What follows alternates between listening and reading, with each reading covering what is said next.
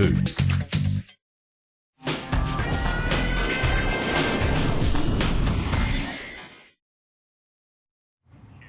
Welcome back to Business Success. Australia's adoption of on-demand technology has finally hit the real estate industry. In an industry-first followit is a live platform that gives renters and buyers up to the second property information the instant that it's listed. Now, beta testing is already underway on Sydney's northern beaches, with a rollout planned across Australia for early 2016. Now, Chris Adams is an American tech strategist and advisor who's now living in Australia, and he's advising Followit and joins me from our Brisbane studio. Welcome to the program, Chris. Thank you, Heidi, very much. It's a pleasure to be here. Pleasure to have you. Now, let's start with a little bit about your background. How did you come to be an advisor for Followit? I saw Followit about 8 months ago as part of some filtering I was doing for an investment banking firm out of Sydney, and they were looking to raise some capital, ideally in either a placement scenario or going to an IPO at that time. And I fell in love with the technology instantly. I thought it was incredibly useful. It was an elegant piece of technology that really solved a problem that the real estate industry has, and that is around, as you said, receiving live information in real time. Got involved with the company as an advisor and have been helping ever since. Now, Chris, you've got a very elaborate background in the tech industry, having worked for Amazon and also Facebook. What were the things that you learnt while working in those organisations that you've been able to take back to Australia? Sure. I think that some of the important things are really focusing on your customer experience. You really want to build something that is very useful, that is very easy and makes sense. Intuitiveness makes a lot of sense. If you think about Amazon and it's just one click to buy, if you think about Facebook and the way that it seamlessly connects you with people all around the world, what I really keyed in on with Followit was how elegant the platform was, how robust it was. Scalability is incredibly important in all of these types of businesses, and how they really concentrated on making the user experience something that people would really fall in love with. So let's get to the crux of this. Followit. Tell us all about it. How does it work, Chris? Sure. Well, it's really got two value propositions. Let me talk about the user value proposition, the end user, the consumer first. So really what it's about is identifying what criteria are important to you.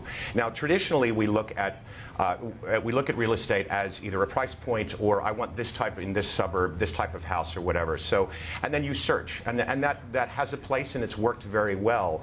But what I think we're seeing now is with the rise of on-demand live push technology, we're all very time poor. Mobile devices are ubiquitous. We want a way in which to identify exactly what we're looking for. So that could be a price point. It could be a suburb. It could be I want a 4-bedroom house with 2 bathrooms in the eastern suburbs that's this many kilometers from a train station in this school system near a park. And that's really what I'm looking for. And so you just follow those criteria, and the platform then pushes those various properties directly to you in real time. So there's no waiting for properties to come on the market. As soon as they're listed, they go live, and because you followed it, you get the information. Similarly, for the industry, it allows agents to cut through the clutter of multiple ways in which people try to get a hold of them, and the way that they try to get a hold of people. So as soon as they've got a listing, they put it on Followit, people can follow it, and they just push directly to it. So really what it is at its core is it's a live messaging platform. It's adjacent to and very complementary the realestate.coms, the domains, the other big sites that are out there. But it's concentrating on that real-time, intimate transaction and communications between the industry and the buyer. You mentioned the likes of realestate.com. Don't those platforms already have systems where they notify when there has been a new listing? So I'm just trying to understand what is the key difference between that functionality and something for Followit. The key differentiator is it's live. So literally, an agent can have an auction on a Saturday, and with one click of the button, push that auction out to anybody who is following any criteria around there. So what it's doing is cutting through the often laborious and time-consuming database and customer relationship and content management systems. Again, we're not really trying to say it's either or. What we're trying to do is enhance and really help stimulate the market. What we see is that because it's live, messaging is instantaneous, it's very, very relevant. So I can drill down, followit allows me to drill down on what I want. You can enhance the relationship directly between the agent and the buyer. And it's a messaging system, so it's not a notification board, it's not a search engine, it's an intimate communications platform. What about, I can see that this could work very well in a hot property market, which we have, but what about if it's a flat market? Will it work the same way, or will there be that lack of time pressure? Well, I think it'll work regardless of what the market is, because if you think about not just wanting to buy a house now, but think about investment properties. Think about if you've identified that maybe someplace in the northern beaches is really attractive to you, and for sake of argument, let's say that area wasn't hot. I mean, it's probably not a good example, but an area that wasn't necessarily going off, but you maybe wanted to say, you know what, I'm going to wait. I want to look at this market, so I'm going to pick an entire postcode, or I'm going to pick a street. And what I want to do is get notified when various houses that meet my criteria or various properties come up within a price point in which I'm willing to make a transaction. So in that way, it can really function as a research tool. Which I think is very powerful, because so much of what real estate is right now is about the heat and the now and the in the moment. I think this puts a little bit of sensibility and a little bit of depth into the whole industry. What about in terms of how you're rolling this out, Chris? I understand that you're looking at something, rolling it out at a local level, but you see that this has global opportunities.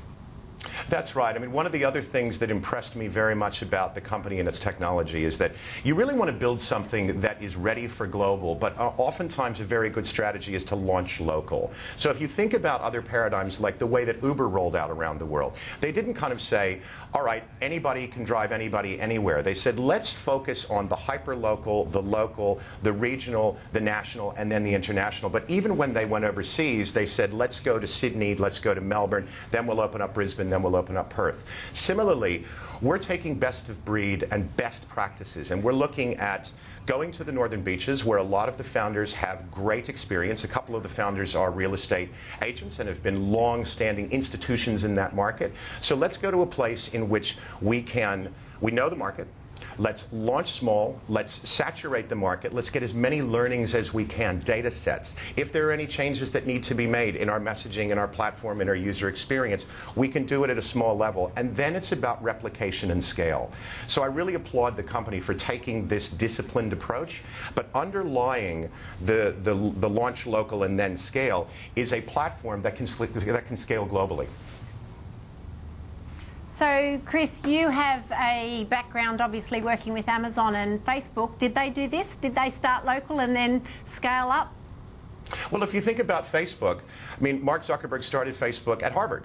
And really the strategy was about going college to college, campus to campus. And it spread that way. And there was a lot of really incredible thinking in that you needed an @edu.com email address in order to join Facebook.